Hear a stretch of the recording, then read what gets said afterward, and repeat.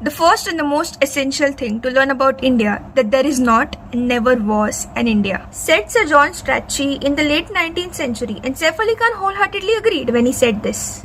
I don't think there was a concept of India till perhaps the British gave it one. So it's clear, India did not exist before the Britishers came to the country. They united the nation. India was full of small kingdoms fighting amongst each other. Indians didn't have a national sense of identity. We didn't even have a transport infrastructure that connected the whole country. If Britishers hadn't come, Bharat would not exist. So what was India before?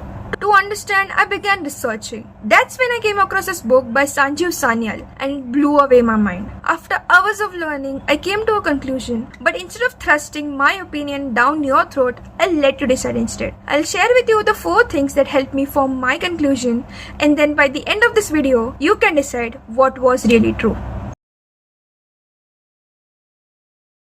Remember this quote? Well, it was not the only one, because later Winston Churchill, the racist British Prime Minister, deliberately repeated, India is a geographical term. It is no more a united nation than the equator. In fact, this was the most important thing that was drilled in an educated Indian's brains. Now, if they knew that it was true, then why did they feel the need to repeat it again and again?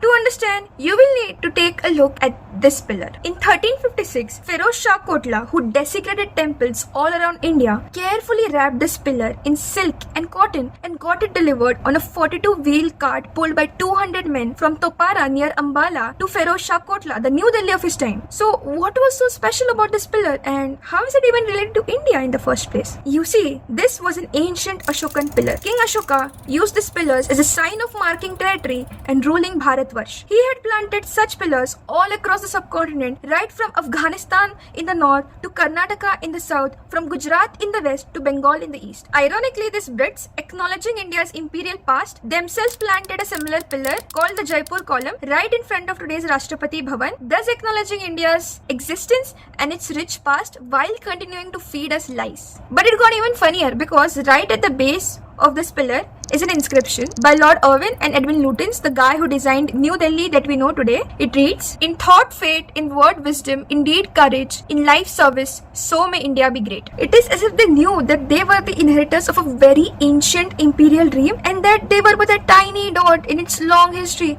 and just wished to be remembered.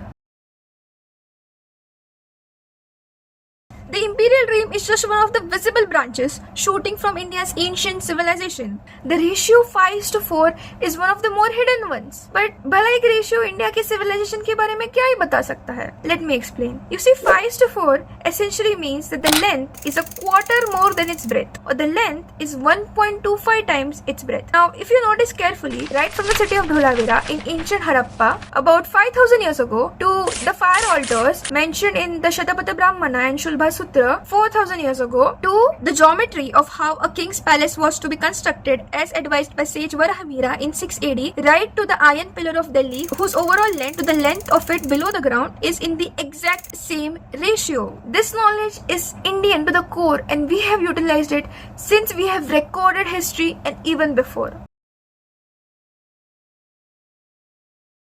Many people say that Indians didn't even have a sense of being Indians because they didn't even record their own history, blaming that India only had this one formal book called Kalhana's Rachatarangini, or the River of Kings, which is the history of Kashmir kings. But not many realize that there are other works like Bana's Harsh Charitra or the Purunjis of Assam or the Vanchali tradition of Nepal, who wrote lengthy genealogical records. Even the author of this book himself tells that he has read the work of 11 earlier historians before he wrote his own book. Blame the Afghans and the Turks for destroying the massive libraries of Nalanda and Takshila, which most probably had contained this account.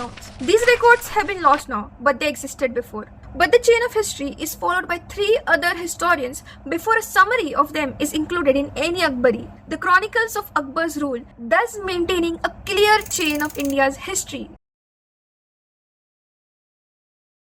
When 8th century philosopher Adi Shankaracharya wanted to build 4 monasteries, he chose the 4 corners of the country. Puri in the east, Dwarka in the west, Srinagar in the south, and Joshimath in the north. They clearly aren't randomly placed. The Puranas, which were composed almost 2000 years ago, themselves say that the country that lies to the north of the sea and the south of the snowy mountains is called Bharatam. There dwell the descendants of Bharata. Vasco da Gama came to India and so did Columbus. The Dutch East India Company and the British East India Company are called so for a reason. There's a reason the Red Indians are called Indians. Where did the Mughals, the Turks, the Afghans, and Alexander wanted to come? Sure, India may not have the same borders that it has today, but the concept of a nation itself was invented in the 1600s. The borders of a country keep on changing. That doesn't mean the country ceases to exist. The US itself has changed its borders so many times over the course of its history, and so has every other nation that we know today. Does that mean that the US didn't exist when its borders look like this? India has got deep roots, a rich culture, and an ancient civilization that rivals any other. Gayatri Mantra, a 4,000-year-old hymn, has been chanted in India from Kashmir to Kanyakumari since ages. We all share the Ramayana, which links the north with the south, the Mahabharata, which introduces the concept of Bharatvarsha, the Vedas and the Puranas, and celebrate the same festivals like Holi, Diwali, Navratri, and Durga Puja, which we have celebrated since thousands of years. The East India Company came here with an agenda to make profits,